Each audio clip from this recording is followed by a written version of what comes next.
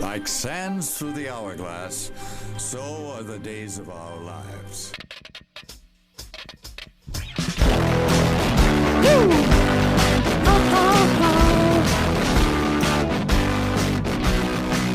I'll take you for a ride.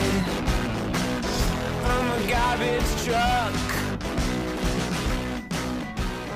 Welcome everybody to Weisscast. Whatever week it is, whatever day it is, it's quarantine time, baby.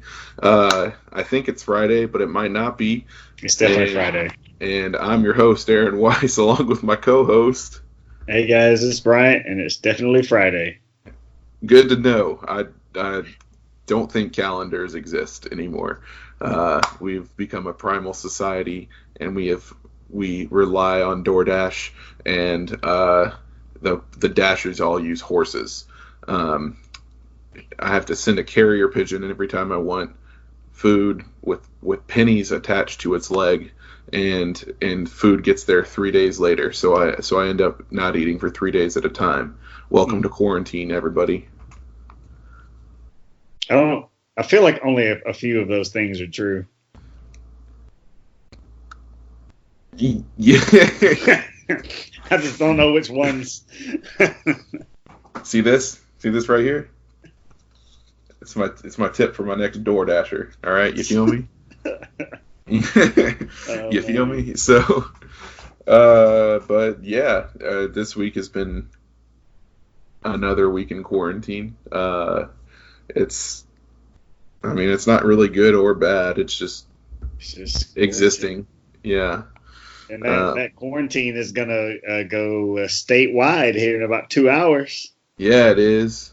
Y'all better go get your toilet paper. Get your toilet paper before your shelter and stay happens. Because you breeze through toilet paper whenever coronavirus hits, that respiratory disease. Yeah, seriously. Nothing prepares you for a respiratory disease like unlimited amounts of toilet paper. People are so dumb, man. Yeah. But you know what? I'm thankful for the grocery store workers, the healthcare providers, and the workers that are doing all they can to get us through this time of quarantine, this pandemic. Got friends who are in the medical field, and they're all doing great, taking on extra hours if needed. I know people who I don't know them personally, but I know people who know people that have volunteered to go to really affected places like New York, and help out any way they can there. And it's just really cool to see that how this huge national tragedy, this pandemic, is bringing people together in ways that I haven't seen in a very long time in America, and it's just really cool. Yeah, this worldwide tragedy. Yeah, worldwide tragedy. You're right. It's bigger than just America. We just happen to live in America, so that's the main place we see it. Yeah. In our news. I know that CNN has this just terrible counter. They need to take that down. It's like death toll worldwide, infected toll worldwide, death toll in America, infected toll in America. And they really need to have a tracker that says people who have recovered. Because why can't you have plenty of room in the graphic? Just make the numbers a little bit smaller, just spreading fear that way, man. And there are a significant amount of people that have recovered. Yeah, there are. It's a really high rate of recovery. Yeah. That should be said. I'm gonna quote the president real quick and say, no. CNN is fake news. That's why their ratings are going down. They don't even carry my press conferences anymore. It's just fake news. They're all a bunch of liars. So yeah, everybody, welcome to CoronaCast. Yeah.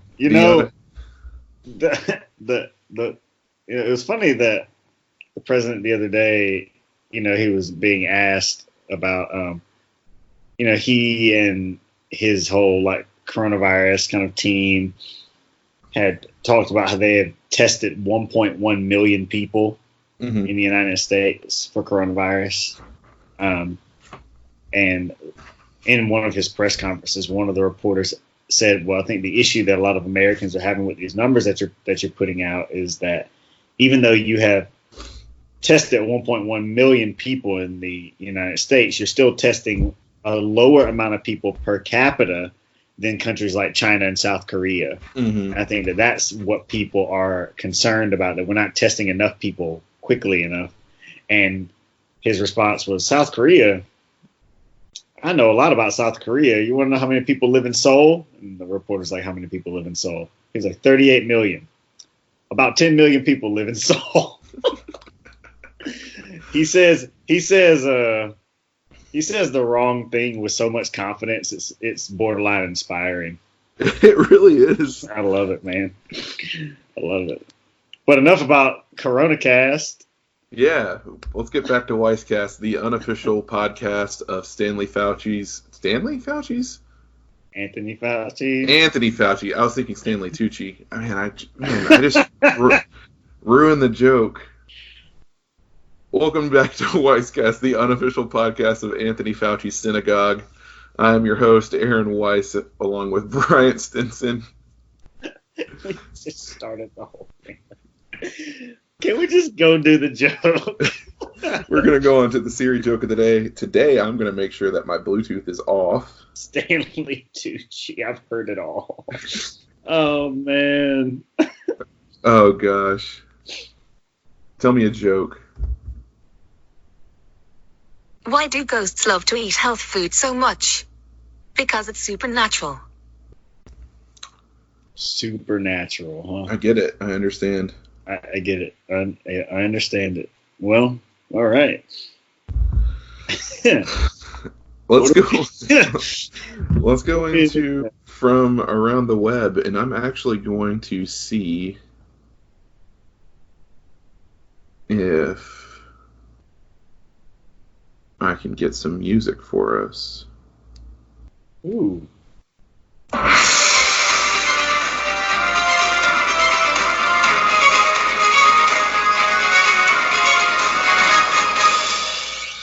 It's time for some news.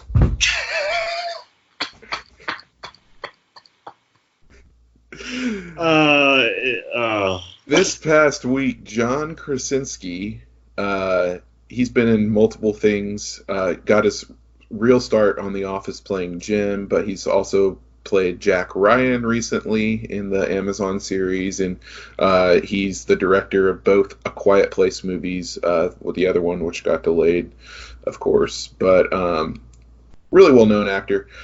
Started a Good News Only show on YouTube called Some Good News this past Sunday, and it was incredible. I don't know if you've had the chance to watch it. It's well worth your 15 minutes. In the show, he just compiles good news from all around the world that he finds on the internet that people send to him. He had Steve Carell on as they celebrated the 15th anniversary of The Office. He also had this little girl that just recently finished her last round of chemo for leukemia. And all the stories that he shared were just really powerful, and they were just all good news, and it just brought so much joy to me personally, and I know that it brought a lot of joy to a lot of people on the internet who saw it. It's really well done. His daughters just designed the logo, and you know, in times like we're in, it's really easy to just see the news and like just be super depressed, but there's a lot of good news still happening.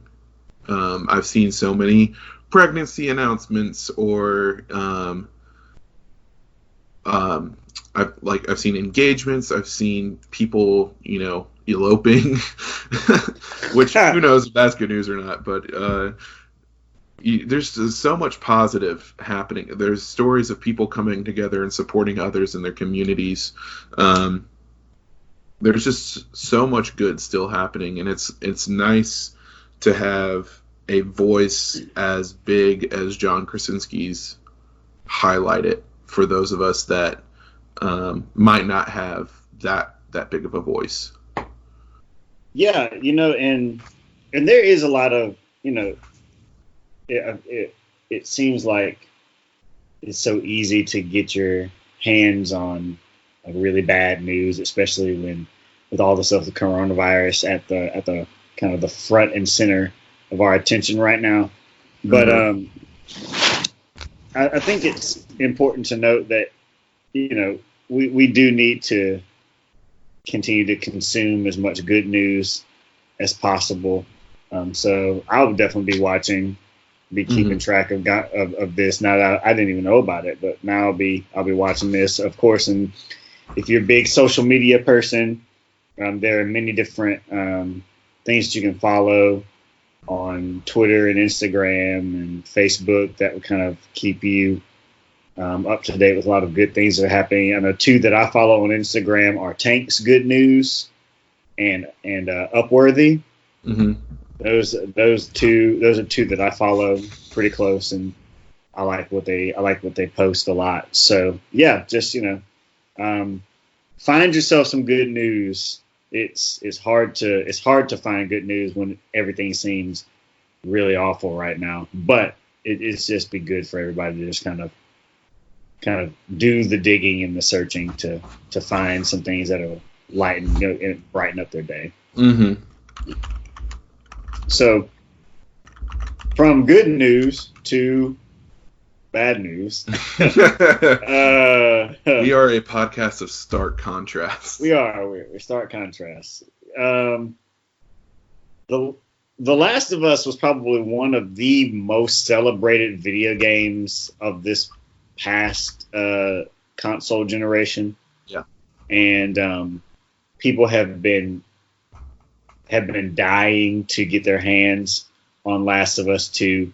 And I think earlier in January or so, we got a little bit of a teaser for Last of Us 2 and it was supposed to come out in March. Yep. And then it got pushed back to May. And now due to coronavirus, The Last of Us 2 has been indefinitely delayed by Naughty Dog. Yeah, there was I'll actually pull up the tweet really quick from Naughty Dog. And Neil Druckmann said something as well. Yeah, and it says this. It says, as you've likely just seen, the release of The Last of Us Part 2 has been delayed. We're sure this news is just as disappointing to you as it is to us. We've waited to reach out to all of you in the community to give you a little more information. The good news is we're nearly done with development, and we're in the midst of fixing our final bugs. However, even with finishing this game, we're faced with the reality that due to logistics beyond our control, we couldn't launch this game to our satisfaction.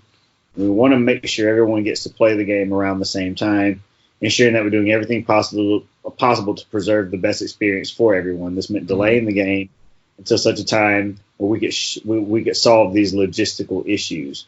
Yeah. They said they're really bummed about the decision and everything, and ultimately that they wish everyone's families and the friends the best of health, and thanks for being amazing fans and for continued support. So, really, really bad news for people who love PlayStation and love PlayStation exclusives, and there are some really high quality ones. But the good news is that once all of this blows over, and it will blow over eventually, we're going to have some really stellar things to look forward to. That's going to be great for everybody. So, yeah, and they said it more eloquently. They didn't outright say it, but I mean, essentially, the logistics problems that they're likely having are that they can't print discs, and get discs shipped. And a lot of people wonder, why don't they just sell it digitally? And it's because there are a high percentage of people that still buy physical games enough to get the game delayed. indefinitely. Sony's smart. They know their fan base. They know who's buying physical, who's buying digital releases, and just the fact of the matter is, most people still buy physical, and a lot of people like to trade in at stores like GameStop. I don't think Best Buy does their trade-in program anymore, but I think Amazon still does theirs. They like to be able to trade games in when they're done with them. But yeah, it does suck. Although I honestly haven't played the first Last of Us. I've been meaning to. It's just on my backlog, and now that I have time, I'm playing other games on my backlog. But yeah, it does suck. And who knows? Maybe at this rate, the TV show will come out first. It's true. But yeah, it's disappointing, and I really hope that it doesn't affect any other major releases. Like, I know Ghost of Tsushima is supposed to come out in June. I can't think of any other. Oh, I hope it doesn't affect any Nintendo releases that are slated for the end of May, which is around when The Last of Us was supposed to come out. Yeah. But here we are in this new reality. Luckily, there still are like pretty much infinite games to play at this point. Like, you could find something to scratch your itch for a story-driven, action game. Which is funny that you say that, because I don't know if you saw, but about an hour or so ago, the EA Star Wars Twitter page tweeted out like a buttload of Jedi Fallen Order codes for Xbox, PlayStation, and Origin. That's crazy. But they did it for Xbox, they did it for PlayStation in North America and PlayStation in Europe, and for Origin. And there's just a ton of codes. They were just like, hey, we know you're staying inside wanting to play some games, so here's a bunch of codes for Jedi Fallen Order. It was amazing to see them do that. Just sent out a whole bunch of codes. It was really cool.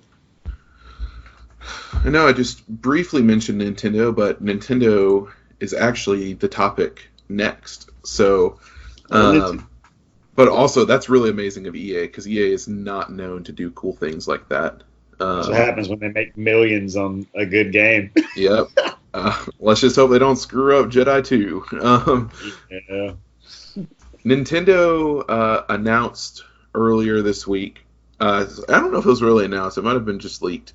But it's definitely leaked. There are remasters of Mario games coming later this year. And the speculation is that one release will be a cartridge filled with a remaster of Mario 64, a remaster of Mario Sunshine, and a remaster of the original Mario Galaxy. That will be one cartridge, and then another cartridge with the remaster of Super Mario 3D World for Wii U.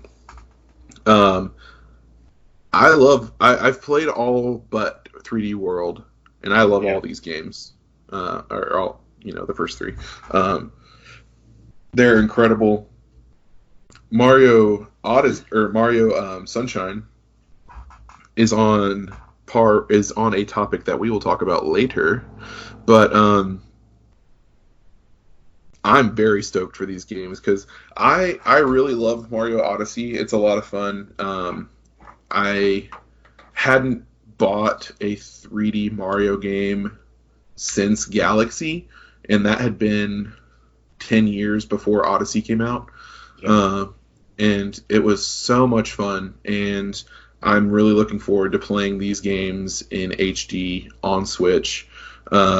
Maybe it'll convince me that Mario 64 is as good as a lot of people claim it is. I think it's kind of overrated, but it's still fun. Yeah, I think Mario 64 is my least favorite on that compilation. There, I said it. Wow. Sunshine Galaxy 64, right there, baby. Sunshine's real good. Sunshine's so much fun. And I just, I don't care what other games are coming out this fall. My $60 is going towards this, Well, the funny thing is, I think like when I saw that, I was like, okay, that's super cool that they're remaking a lot of Mario 3D games. But then I saw that it has been confirmed that there is a new Paper Mario game in the works. Yes. I love Paper Mario. And all they said is bringing the series back to its roots. And that's all they had to say. Oh, dude. I love Paper Mario. They really dropped the ball with the last couple entries. And people say that the last like truly great entry was Thousand Year Door, which was the second one. Thousand Year Door is so good. It's so much fun. I actually am watching Chugga Conroy play through Paper Mario: The Thousand Year Door right now. Dude, I'm watching him play through Mario and Luigi Partners in Time. Man, see? Dude, give old Chugga a plug. Chugga Conroy. Man, what a guy. He's so good. He's so funny. He's so funny. But we haven't had a Mario RPG game in I don't know how long. So this is huge. And if that also comes out this year... All of these games are supposed to come out in 2020. Yeah, I'm looking at my stack of Switch games right now. Dang, girl. Yeah, I was thinking about getting Mario Odyssey, and I probably still will at some point. But I was like, oh, man. Galaxy sounds way more fun. If it requires motion controls, though, I might be screwed because I have a Switch Lite, and I just tried to do a dungeon on Zelda Breath of the Wild that required motion controls the other day, and I literally almost frisbeed my Switch Lite out of a window. It was so ridiculous. Oh, you don't have to use motion controls. Well, I had to tilt it. And it was so bad. It was the one where you're trying to get the ball from the maze over to the. It took me like 20 minutes. I was so mad, and I know there are more of those in this game, and I just don't want to. Parker's been talking about getting a Switch and getting Animal Crossing because he realizes all the games that he plays are competitive, and he really just wants a game that he can relax and play. Yeah, there you go. Yeah, Animal Crossing is a great game. And their bunny event is happening right now. So yeah, I found a lot of Easter eggs. Like Easter eggs, like hidden things, or like actual Easter eggs? Actual Easter eggs, but they're also technically hidden. Okay. What is it, like the little town center wherever like you go see Tom Nook? Yeah, Nooks Inc. or whatever. Nooks Inc. Like whatever. He's a shark, by the way. Yeah, shark. They just upgraded from the tent, and now they're constructing, and I don't know where to go check in to get my daily 300 Nook miles, and I'm wondering if I can go visit a friend's island and check in there, because I need that daily 300, man. You feel me? Trying to get these Nook miles, okay? Yeah, I need to get more bells so I can pay off my second thing of debt for my house. Yeah, I haven't paid off my second thing of debt. It's so bad. I got out of debt. I got that first debt so fast, and then like 98,000 bells, huh? All right, I'm in. I paid like half of it. I've actually found the mythical rock that has like 5,000 bells in it. Yeah. Oh wait, there's one that's 60.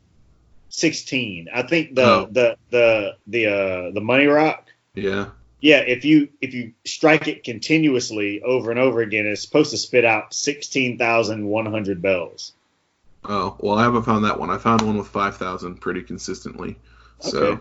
Yeah, I haven't. I need to. Looks like I'm making my rounds after this is over. But folks, this isn't Crossing Cast. We're gonna move on to the next topic. But if you want us to talk more about Animal Crossing. We'll link our friend codes in the description. Yeah, sure, why not? So, Disney Plus has been doing pretty good. Mm-hmm. And The Simpsons hitting Disney Plus was a really big deal.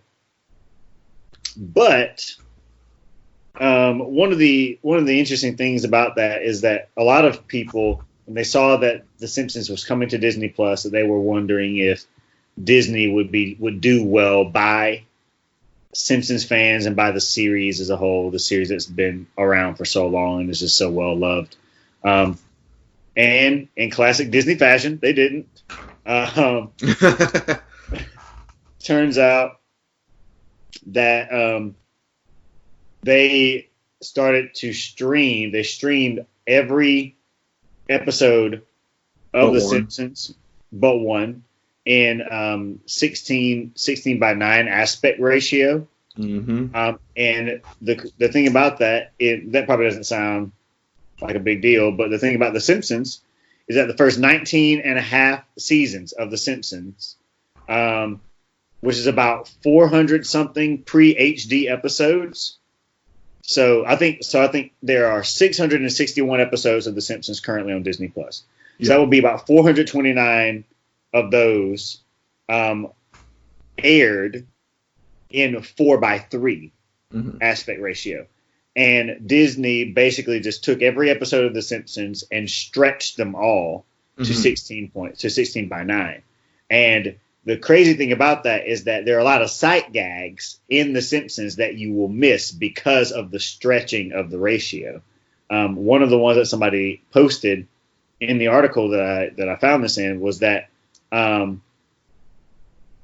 of the big visual jokes that you miss is that there are people in the Duff Brewery, and there's a guy showing people around, and there's a sight gag that you would miss in 16 by 9, but in 4:3 it shows that Duff Light and Duff Dry are all being fed into by the same tube. The same tube is feeding all three types of beer. But you couldn't see that in 16 by 9.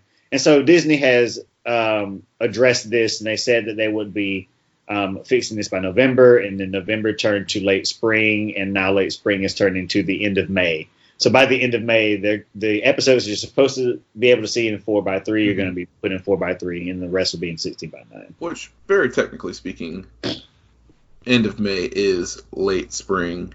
Just in the South, it feels like beginning of summer. It is late spring, but like, come on now, Disney. Come on, man. Come on. Late spring. Just say May. Just do it. Yeah, just do it. They wouldn't tell people. Mid-holiday season for Mandalorian season 2. They would say October. Yeah. So, there you go. Come on, Disney. I personally don't mind watching in 16 by 9 because I've watched The Simpsons like on FX for years. Yeah. But whatever. People are wanting the format war. Just bring back the dang episode of Michael Jackson. It's so funny. It's the funniest episode. I have seen that one. It's so freaking funny. Just who cares? The man died. It's a funny episode. Okay. Also, one of our favorite shows. So this was tweeted out earlier by James Roday and Dule Hill that starting next Wednesday,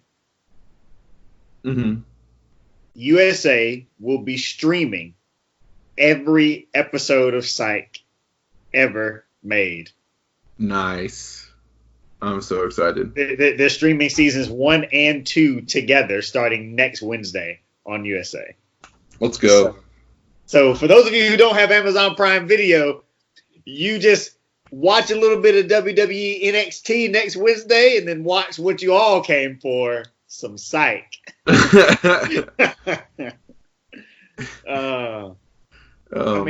If you care about the WWE, WrestleMania is this weekend, so there's that.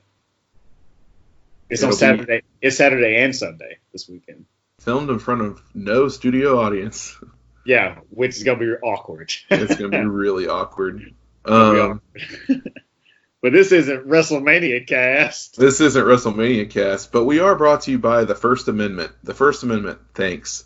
PS5 price has been leaked, and it's shockingly cheap. You have a guess? Have you read the article? Is it $399? $399. Man, $3.99 for a PS5. I know, man. You can go get that Wendy's 4 for $4, or you can get a PS5. Sheesh. Yeah, I prefer a Wendy's 4 for $4. I like sustenance for one meal. Yeah. At least as one. opposed to, years of gaming joy. Yeah, exactly. I can't even have Last of Us 2 yet. So It's fair. It's going to be a launch title at PS5 at this rate. yeah, it's true. At this rate, they keep pushing it back. But this is a very competitive price, especially with the rumors of Xbox Series X being $500-600. I doubt that Series X will come down that low. I feel like it's going to be a $499 console. But with the price being this low for PlayStation 5, I'm thinking about trading in my PlayStation 4 and pre-ordering this guy. I've recently gotten pretty into my PS4. Just realized how many games that I haven't played. And it's been a lot of fun, and I'm not very console allegiant, or at least I should claim that I'm not. I just kind of play where I have the most friends playing, and that's been Xbox, especially this generation. But $499 is $399 is a pretty attractive price, and especially if I can get $200 towards that with a trade-in. So who knows? Maybe your boy will be a launch day PS5 owner. Does the PS5 price attract you at all? I know that you had a PS4 and then sold it, but would you be wanting to come back to PS5? Oh, 110% if it's that cheap. And that's exactly what PlayStation did to Xbox for the current gen. Mm-hmm. PlayStation was initially cheaper than Xbox One when it was first released, and I think that led to the success of Sony's selling numbers selling wise for however long. And from the looks of it, the Xbox Series X is looking like quite the console. So this is one way that Sony can combat that. Just try to stay competitive. Yeah, so Xbox is not touting the Series X, or they don't think of themselves as console makers. They think of themselves as a platform. Yes. And so there's been rumors of a mid-tier, slightly less powerful box being released around the same time as the Series X that they haven't announced yet. And I think that this one would be about the same as the PS5 as terms of power and price and all that stuff, and the Series X would be that $500 or $600 box. Yeah. I don't know if the mid-tier thing is real or not, but I don't have an 8K TV or anything, so I don't need the Series X. It'd be nice to have it. I just don't need it. The only thing that PlayStation I don't like is I don't like their interface as much as I like Xbox's, and I don't know if it's because I'm more used to Xbox. No, the PlayStation UI is awful. Mm-hmm. I don't care who you are. We have a mutual friend, a good guy, Justin, not Justin who was on the podcast, but a different Justin. And he loves PlayStation. He swears by it. And I remember telling him this user interface is terrible. I don't understand why on PlayStation when I update my game, I have to download the update, and then after I download the update, I have to wait for the update to copy. Mm-hmm. I don't understand why that's a thing. Yeah, it's so dumb. It's not a thing on Xbox. I don't understand why when someone sends me a party invite on PlayStation, when I hold down the PS button to open that invitation, that it doesn't just take me straight into the party. Instead, it takes me to the screen that asks me if I want to accept the invite. Mm-hmm. Whereas on Xbox, if you receive the invitation, if you just hold down the Xbox button, it takes you straight into the party. Yep. Just those little those extra steps They just need a few quality of life updates, and just a few. I mean, it'd be a great platform. But They got great games. They do have great games, and the store. Don't get me started. The store is slow, but I feel like the layout makes sense. The layout does make sense, but it's super slow. It's super slow. I prefer the layout of the store on Xbox. Mm-hmm. Anything that has anything to do with quality of life, when it comes to Xbox Live, is Xbox got it down. Now, games, PlayStation probably is doing a little bit better, but as far as exclusives go. Mm-hmm. But Xbox about to come out here swinging with exclusives, man. Yeah, coming out swinging. I'm so looking forward to it. Let's move on to your next topic. Yeah, so tell me about this whole thing you saw on Twitter. I don't know. So I saw a friend tweet her top 4 favorite games. So I decided to quote the tweet and tweet my top 4. Who started it? Stone Mountain 64 Stone Mountain 64, yeah. Of course he did. He had some suspect choices. Halo 2, Battlefield 3, World of Warcraft, Black Ops 1. Interesting. I will give him a couple of those, but some of those no. And then my friend Becca Hopper, hers were Skyrim, Destiny 2, Breath of the Wild, and Red Dead Redemption 2. Mine were Breath of the Wild, Skyrim, Apex Legends, and then out of left field,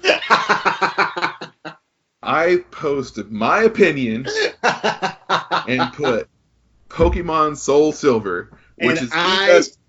I can't accept that. It's the best remake in the series. I'm standing by it.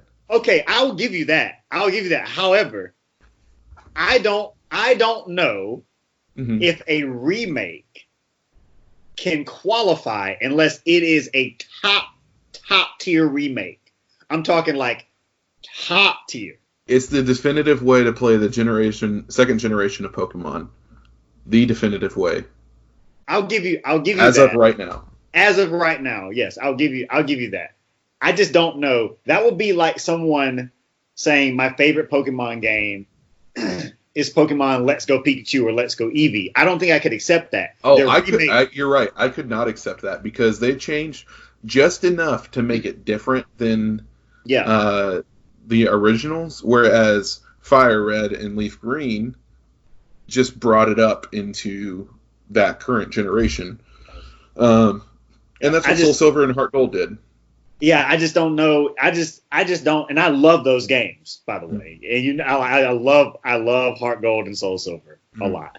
I just don't know if a remake is worthy of a top 4. Because why wouldn't you just pick Gold or Silver?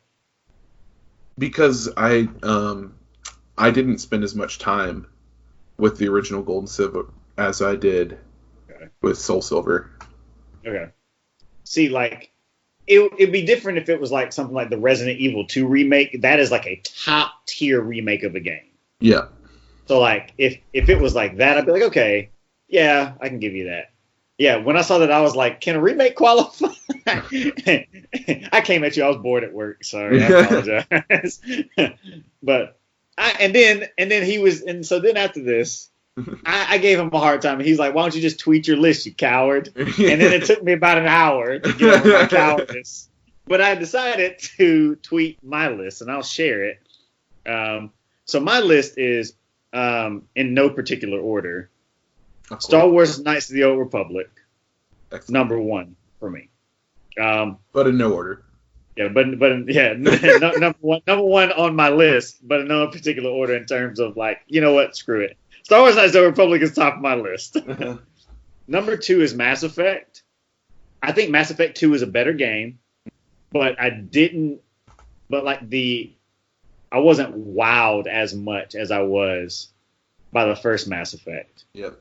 It was the way that they talk about Shepard and the theme is playing and Shepard's walking through the ship and it pans up to his face, the face that you like sculpted and made for him and all that stuff. Like just the perfect intro of a game for me. And then the game went on and was pretty good too. So, my game that's number 3 on my list is The Legend of Zelda: Link's Awakening. It is my all-time favorite Zelda 2D game. Mm-hmm. I bought the remake for Switch, and I also have Zelda Breath of the Wild, and because of that, I haven't played Link's Awakening yet. So, but it's a great game. It was the first Zelda game that I actually finished as well. So, and my number 4 on my list is Super Mario Sunshine. It was the first ever Mario game that I ever finished, 3D or 2D. So Super Mario Sunshine was the first one that I ever finished. And then I didn't buy anything Nintendo related for a long time and missed out on great Mario games like Super Mario Galaxy. So, but I'm going to fix that because it's Mario's 35th birthday. Yeah, it is. That's way older than that, canonically, I assume. He's been around for a while. So there it is. There's my list. I think Super Mario Sunshine is also better than Mario 64. So I'll put that out there. But Mario Sunshine is considered to be like the black sheep of the Mario 3D games because it's a fully voice acted game. Yeah, and the voice acting not great. It's not. It's not great. Do you got anything for movie or TV show 20 questions for me? Dude, let me pull this up. All right, we're here. What a smooth transition. Yeah, I know, right? Buttery smooth. Nice. All right.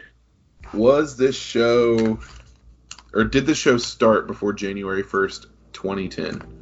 Before? Yes. Okay. Is the show, or does the show have more than 5 seasons?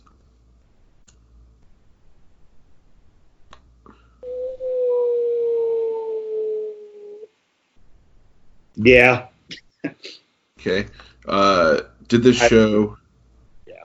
Did the show end before? Did the show end before 2010? Oh yeah. Okay. So more than 5 seasons, started and ended before 2010. Hooray! My package got delivered. Sorry, FedEx updates. You know.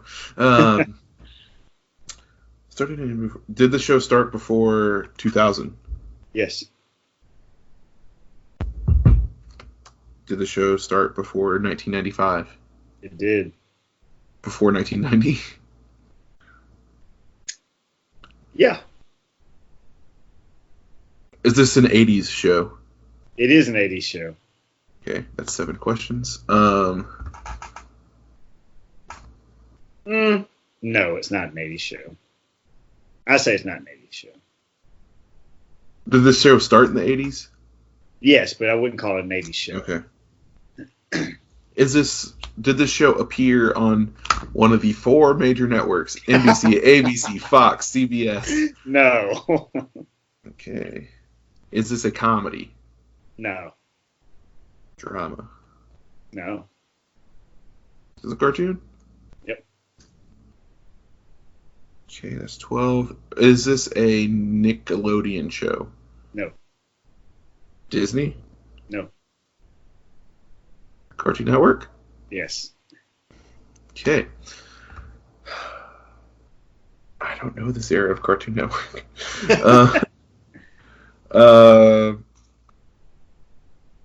Oh, that was 15. I should get a hint.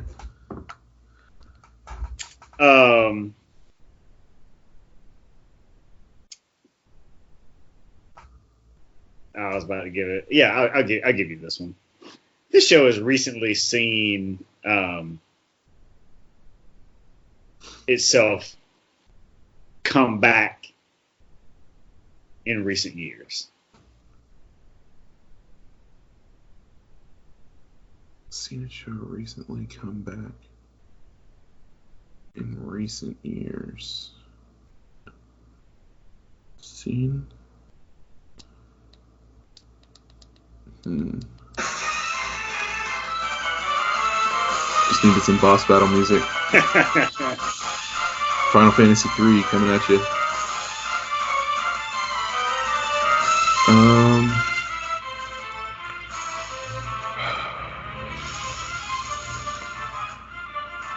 Did this show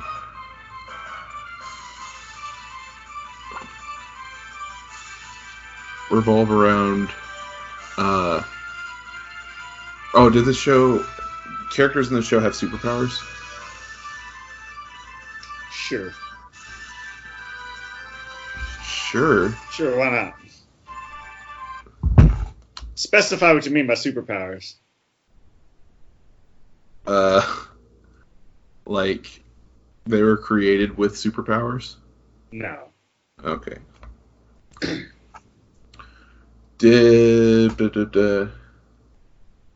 Are there 3 main characters? No. There's a lot more than that.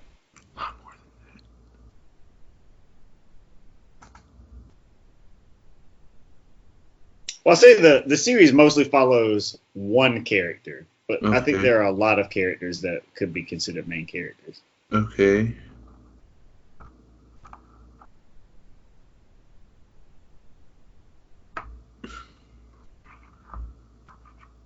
Did this show revolve around a non-human? Yeah. So an animal? No. Okay. I literally have no idea what this was, and I was 18. I got Would you like another hint? sure. All right. So the show originally aired in the 80s, but it showed its lovely face in the United States in the mid 90s. I gotcha. Is this show anime? Yes. Is its power level over 9,000? Some might say it is. Is this Dragon Ball Z? It is Dragon Ball Z. I should have just let you sink. Yeah, you should have. I completely forgot that was a Cartoon Network. It was.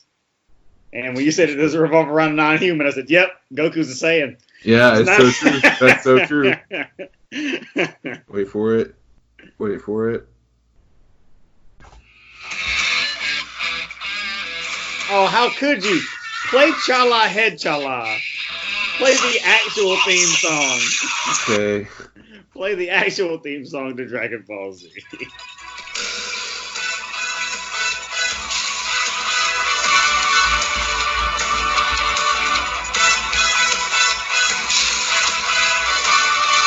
This is like the 3-minute version.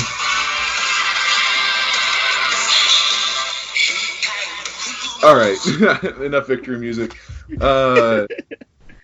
So we are back with one apiece. Peace. I mean, I still technically have the lead for the season because I got 4 in a row.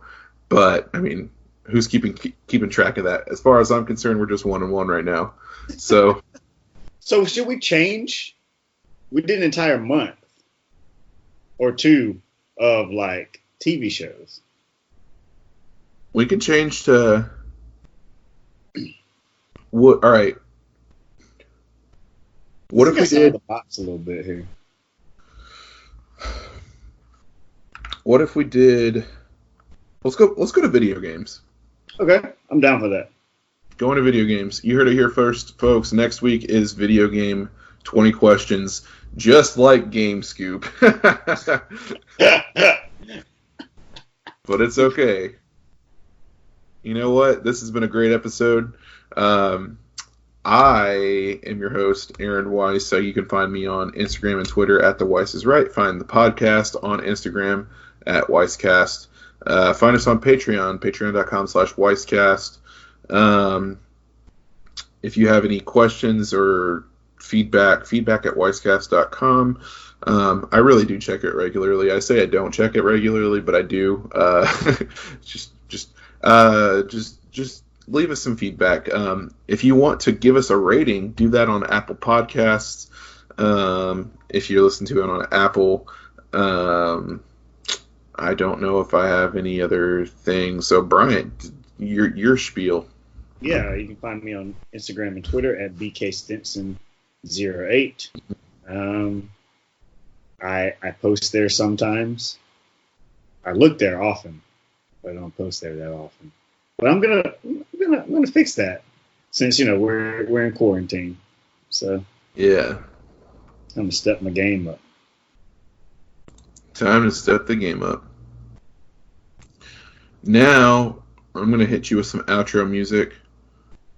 It will be a remix of Nate's theme from Uncharted. Ooh. And I'm really looking forward to it. So enjoy, prepare your ears for it. I, once again, thank you for listening to this week's episode of Weisscast. My headphones are dying, and we will catch you next week. Stay safe out there.